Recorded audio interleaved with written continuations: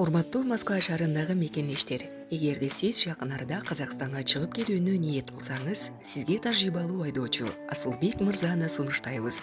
Биздин Аль Фортуналары кызмат кылат. Унабыз ыңгайлуу жана кенен жолдо кыйналбайсыз. Жолго чыгарда документти чорнойдон текшеребиз. Без пересадка өзүбүз алып кирип чыгабыз.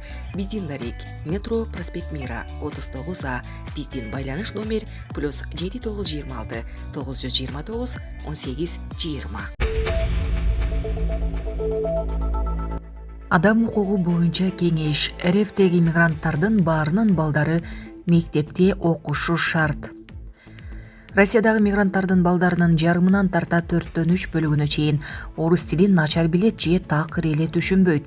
Бул тууралуу РФ президентинин Адам укугу боюнча кеңешинин башчысы Валерий Фадеев билдирди. Россиядагы мыйзамдардын негизинде анын аймагында жашаган балдар РФ жарандыгы болбосо да мектепте окуганга укугу бар. Бирок алар орус тилин билбесе кантип окушат деп суроо салган ал Россия сегодня медиа тобунда өткөн маалымат жыйында. Омбудсмендин пикирине караганда, мындай балдарды мектепке дароо алууга болбойт. Алгач аларга билим берүү программасын өздөштүргүдөй кылып, орус тилин үйрөтүү керек. Бул балдардын укугун бузуу эмес, тескерисинче, бул ар бир баланын мектепке окуу жана орто билим алуу укугун ишке ашыруу аракети деп белгилеген Фадеев. Агартуу министрлиги бул көйгөйдү чечүү боюнча активдүү иш алып барып, орус тилин үйрөтүү боюнча атайын курстарды түзүп жатат. Кыязы мыйзамга орус тилин милдеттүү түрдө үйрөтүүнү талап кылган өзгөртүү киргизилет. Окутуу бекер болот. Бала мектепке киргенге чейин ага орус тили акысыз үйрөтүлөт, деди ал. Фадеев орус тилин үйрөтүү курсунун иштешине ал балдар бара турган мектептердин мугалимдери аралашышы керектигин белгиледи. Биздин сунуш ал балдар бара турган мектептердеги мугалимдер же атайын курстан өтүп, аларга тил үйрөткөндөр экзамендерге катышуусу керек, деген ал. Фадеевдин пикирине караганда, андай болгондо балдардын тилди чын эле үйрөнүп, мектеп программасын өздөштүрүшүнө мугалимдердин кызыктарлыгы жаралат. Ал мигранттардын бүлөлөрүндө уул кыздардын мектепке барышына каршы болгондо миңдеген, 10 миңдеген учурлар кездешкендигин билдирди. Фадеев бардык мигрант үй бүлөлөрдүн балдары мектепке баргыдай кылып, тиешелүү иш-чараларды аткаруу керектигин кошумчалады. Булак Спутник Кежи. Кытай Орусияга батышка каршы жаңы альянс түзүүнү сунуштады.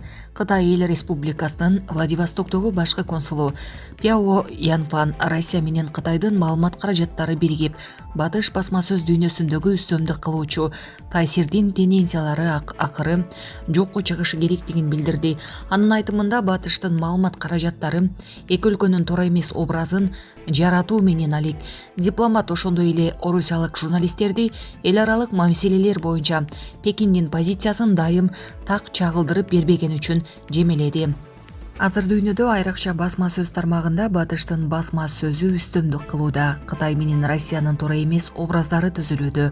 Биз күч аракеттерибизди бириктиришибиз керек. Биринчи кезекте өнөктөш өлкөнүн чыныгы, имиджин түзүшүбүз керек. Андан кийин бул тенденцияны биргелешип жокко чыгарышыбыз керек.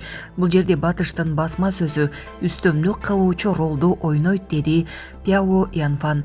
Ал Орусия Федерациясындагы ЖМК өкүлдөрүн профессионалдуулугун жогорулатып, темага тереңдеп кирүүгө чакырды. Буга чейин Global Times Орус-Кытай биргелешкен патрулдары Азия Тынч океан аймагындагы кырдаалга оң таасирин тийгизип, АКШнын чагымчыл аракеттерин нейтралдаштырып жатканын жазган. Булак Назар Ньюс Кежи. Кемпир-Абад суу сактагычына 19 жаштагы жигит чөгүп кетти. Бул тууралуу Өзгөчө кырдаалдар министрлигинен билдиришти. Маалыматка ылайык, Өзгөн районунун Айгыржал айылындагы Кемпир-Абад суу сактагычына 2004-жылы туулган жаран чөгүп кеткен. Кырсык катталган жерге 10 куткаруучу тартылган. Куткаруучулар тарабынан табылган жигиттин сөөгү суудан чыгарылып, милиция кызматкерлерине өткөрүлүп берилген.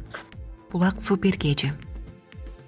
Ноокат жолунун курулушун УКМКнын төрагасы Камчыбек Ташиев өз көзөмөлүнө алды. Бул тууралуу ал кече 7-июнда социалдык тармактагы баракчасына жазды.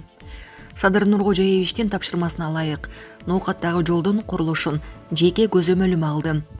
Узундугу 15 чакырымдай жол 1 сентябрга чейин бүткөрүлүшү керек деп жазган Ташиев. Эл аралык кошунуу Кат-Разаков жолунун узундугу 47 чакырымды түзөт. 1968-1971 жылдар аралыгында курулган.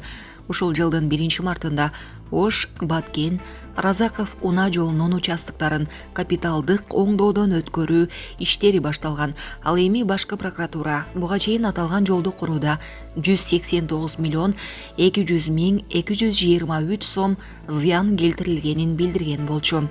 Булак Супер Кежи. Президент Садыр Жапаров эл аралык Астана форумуна катышууда. Кыргыз Республикасынын президенти Садыр Жапаров бүгүн 8-июнда Казакстан Республикасына болгон иш сапарынын алкагында эл аралык Астана форумуна катышуу үчүн Астана Конгресс борборуна келди. Иш-чара саламдашуу аземи жана форумга Казакстандын президенти Касым-Жомарт Токаев менен келген өлкө лидерлерин жана делегация башчыларын биргелешип сүрөткө түшүрүү менен башталды. Форум тышкы саясат жана эл аралык коопсуздук, эл аралык өнүгүү жана туруктуулук, энергетика жана климаттын өзгөрүүсү маселелерине арналган.